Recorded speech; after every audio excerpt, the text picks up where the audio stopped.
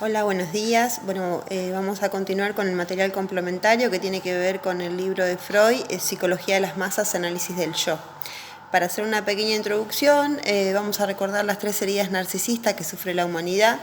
La primera va a tener que ver con que antiguamente se creía que la Tierra era el centro del universo, con que no había más que no existía más que la Tierra dentro del universo, ¿no es cierto? Después, con la teoría astronómica de Copérnico, va a decir que en realidad la Tierra gira alrededor del Sol y hay un montón de planetas que la acompañan, ¿es verdad? Entonces, derriba esto de que la Tierra es el centro del universo. La segunda herida narcisista es la herida biológica, que dice también esto de que el ser humano es la raza superior de entre todas las especies, esta cuestión de omnipotencia que se creía también, y después con el Darwin, con la teoría de la evolución, va a decir que el ser humano, digamos, es producto de la evolución de las especies, entonces que es simplemente un animal más. Y la tercera va a tener que ver con el pensamiento racional. En la antigüedad se creía en que todas las soluciones a las dolencias físicas, digamos, tenían que ver con la medicina hegemónica, como es lo que eran enfermedades de la psiquis, solo se trataban con neurología y psiquiatría. Entonces, lo que hace Freud con su teoría del inconsciente es revolucionar todo este campo, ya que él, a pesar de que era neurólogo, se especializó en neurofisiología y atendía a sus pacientes y empezaba a notar que todas las dolencias estaban relacionadas con las neurosis, ¿sí? Que en principio es lo que descubre es la histeria, que las causas de la histeria estaban determinadas por las neurosis, digamos. Él empieza a hacer esta cuestión de hipnosis o la técnica de asociación libre, donde la gente puede poner en palabras y así aliviar sus síntomas. Esto derriba la teoría del pensamiento racional, sino que los seres humanos estamos gobernados por el inconsciente, digamos, no somos más que un cúmulo de emociones, sensaciones, impulsos. Y Freud va a decir que somos hablados por el inconsciente.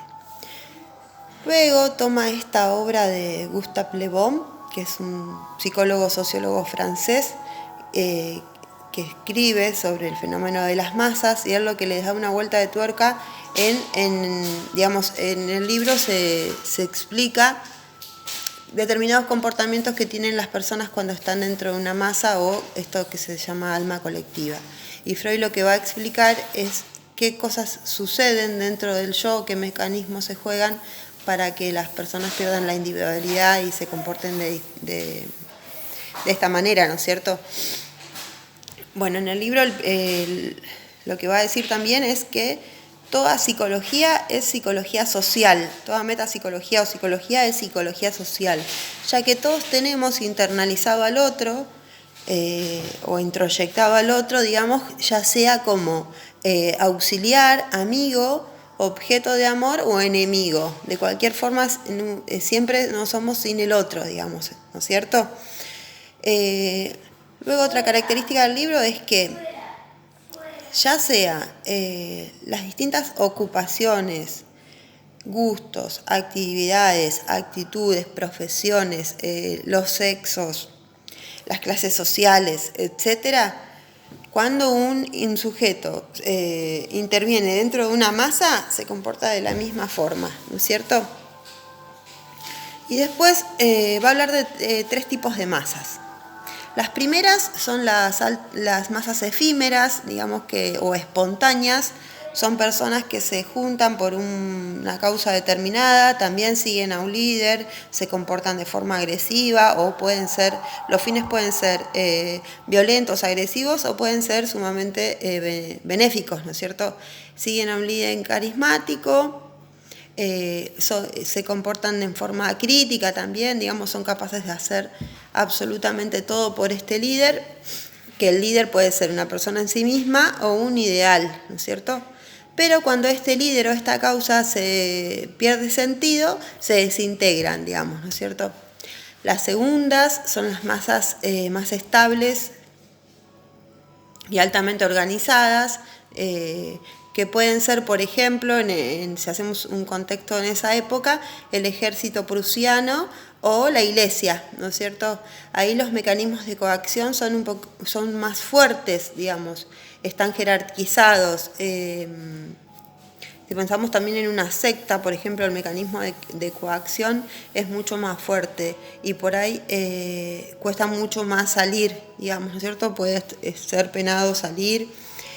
Hay un líder también, que puede ser, en este caso, el Estado o el sumo sacerdote o la idea del catolicismo, que hace con pequeños intervenciones o mecanismos de cohesión que estas masas perduren en el tiempo.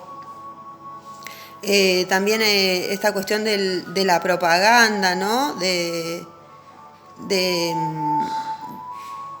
mantener a esta gente con esa ilusión, o en el caso del ejército, que está bien regulado y estructurado para que esto funcione, digamos, de una determinada manera, ¿no? Se rigen por símbolos, por jerarquías, y tienen actitudes que hacen que las personas se comporten de determinada manera. Y después están las masas más que son más estables y duraderas, que tienen que ver con la familia, los partidos políticos, puede tener que ver con alguna organización benéfica, que estas masas son más estables. ¿Cómo están, qué cosas pasan, digamos, como para que, cuáles son las características del alma colectiva en una masa? Primero, por ejemplo, tiene que ver con esta cuestión de que se pierde la conciencia moral, ¿sí? Se derriban las barreras represivas, digamos, y la masa tiene como una cuestión de omnipotencia, ¿sí? Se cree capaz de todo. La segunda causa es el contagio. Todo acto que sucede dentro de una masa es contagioso, digamos. Todo lo que sucede, si hay un estado de enojo, el enojo se magnifica, digamos. Si las personas dentro de una masa están tristes, hay una tristeza colectiva. Si hay una alegría o un fervor o una devoción, todo se magnifica, digamos, ¿no es cierto? Y el tercero va a tener que ver con la sugestión, por esta cuestión de que la persona, cuando ingresa a una masa, el alma colectiva se produce como una suerte de hipnosis, va a decir Freud, ¿no? Las personas al ingresar en una masa en un pequeño determinado lapso de tiempo se sienten como hipnotizados por ese líder o por ese ideal que buscan o por esa causa, y pierden toda cuestión que tiene que ver con la autonomía. ¿Qué más me falta? Las sugestiones. Bueno, después va a hablar un poco de las características de la masa. La masa es voluble, digamos. La masa, lo que predomina, digamos, si pensamos en una característica del aparato psíquico, es el ello. Esta cuestión de la satisfacción de todas las necesidades inmediatamente, ¿no? Es voluble, invencible, caprichosa, se comporta en forma irascible, pierde como esta cuestión de justo del pensamiento racional, y va a creer en esto de la magia de las palabras, ¿no? Se deja seducir, puede seguir sumamente las normas, así como puede rechazarlas, digamos, ¿no? Y después los individuos dentro de una masa, va a decir que también sucede más o menos lo mismo. Pierden como esta cuestión de autonomía, la cuestión de seguir las reglas, la conciencia moral, el coeficiente intelectual, digamos, dentro de una masa es como se pierde. Una persona en forma individual puede ser mucho más inteligente, digamos, que lo que funciona dentro de una masa. Se pierde como esta cuestión de individualidad, y uno se pierde en eso, en esa alma colectiva, ¿no es cierto? Todo lo que es heterogéneo se vuelve homogéneo, ¿sí? Hay como una cuestión de fusión entre las personas, ¿sí? Y entonces va a hablar Freud de qué es lo que sucede, cuál es, además del contagio, la sugestión y la identificación, qué es lo que sucede, digamos, con qué fenómeno se da para que exista esta ligazón. Freud va a hablar de la libido, ¿sí?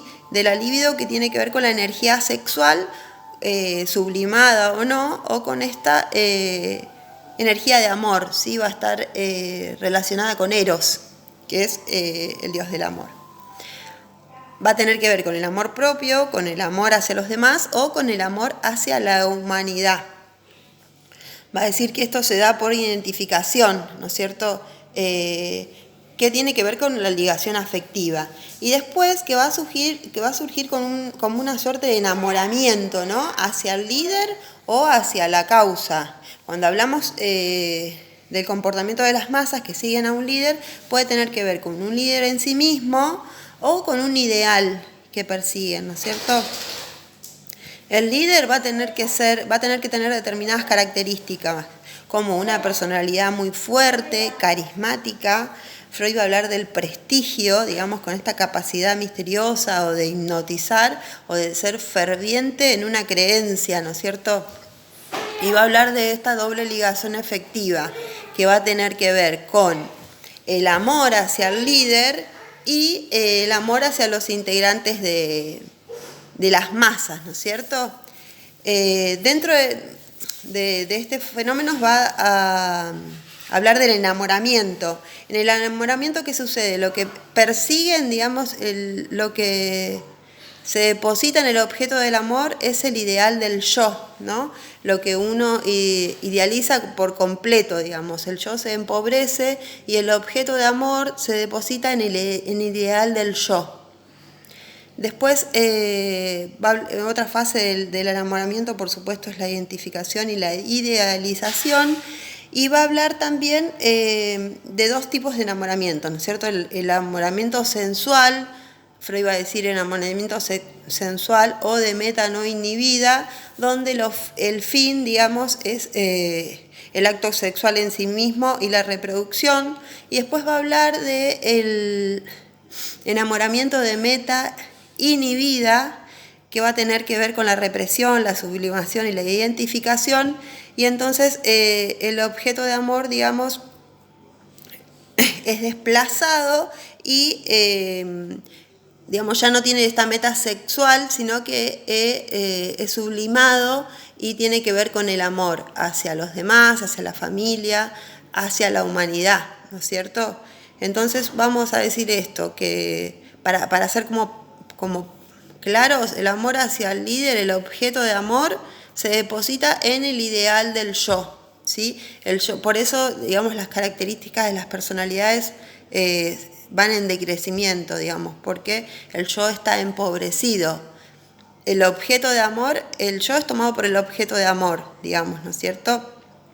Entonces son los fenómenos más o menos que se dan dentro de las masas. A ver si me olvidé de algo, del enamoramiento.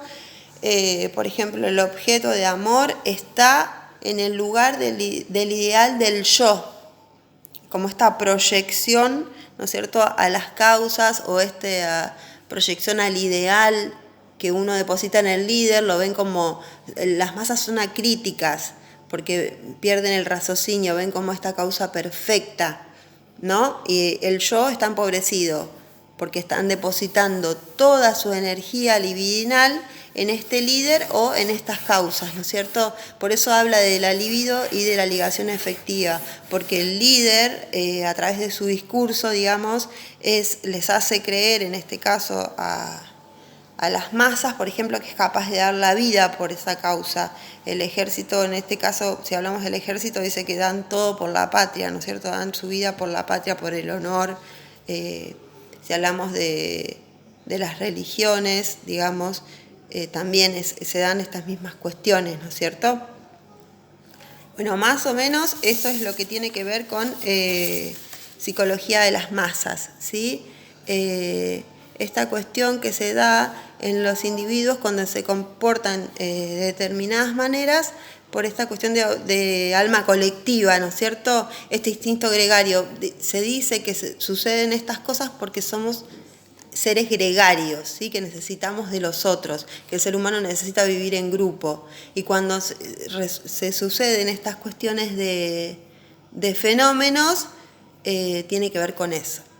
Bueno, más o menos espero que les haya servido, es como bien corto y compacto porque fue imposible dar el vivo, digamos, entonces lo que vamos a hacer ahora en más es subirles un pequeño video y después abrir un espacio para las preguntas, ¿sí? Bueno, les mando un beso grande, espero que estén bien, hasta luego.